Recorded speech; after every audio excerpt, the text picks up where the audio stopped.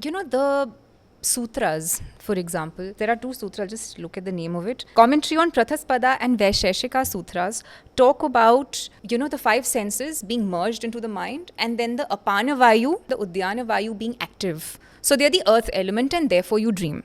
Then you have the Brihad Samhita, which talks about the outcomes, the predictive outcomes. So when I was researching for this podcast, I read that there was this in Ramayana, in Valmiki's Ramayana, when Sita was abducted by Ravan, the female demon called Trijata had a dream where it was said that Ravan would be defeated at the hands of Ravan.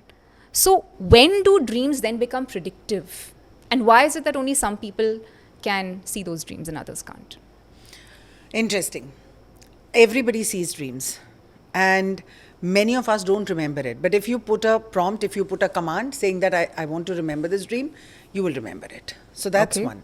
Everybody dreams, not everybody remembers it. Second thing, predictive. Absolutely right. So Swapna Shastra talks about dreams being a predictive tool apart from just astrology.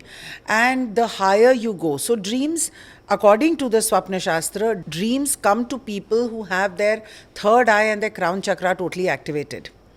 So a warrior, for example, would work from his, power chakra, which is his solar plexus.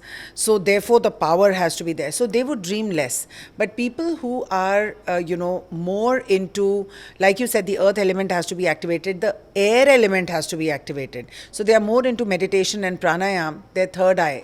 Apart from just pranayam and, the breathing, your third eye can be activated through automatic writing and many such meditations. Once your third eye is activated, you are never sleeping. You sleep, but you are dreaming. So everyone dreams, depends on the ascension, depends on the evolution, depends on a lot of things. As far as the Ramayana is concerned, where someone had a dream that Sita is going to be, do you know that before that, the priests had told Lord Ram that Sita is going to be abducted. So Sita was never actually abducted. Sita was held in a sacred space in Agni, by God Agni. There was a copy of her that actually came with Lord Ram closer to the date that this thing had to happen.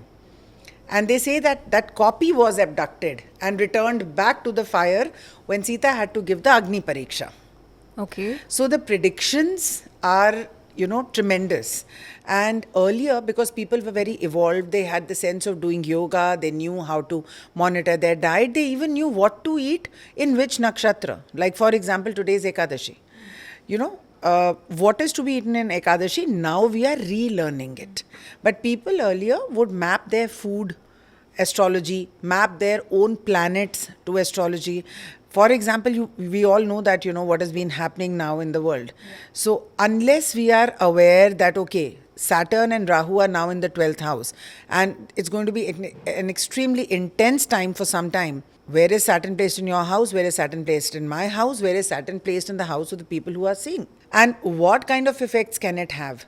So to understand dreaming in a true predictive sense from the astrology perspective, the Swapna Shastra says you have to evolve.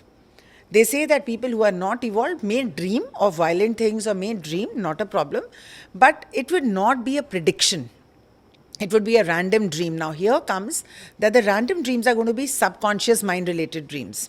For example, if someone has a lot of debt, they can have dreams of being chased because subconsciously they feel that they are being chased by people who have lent them the money. So these are the simple interpretations of dream. But when we go to a higher level, when we go to a predictive level or a guiding tool level, the person has to be fairly evolved. Okay.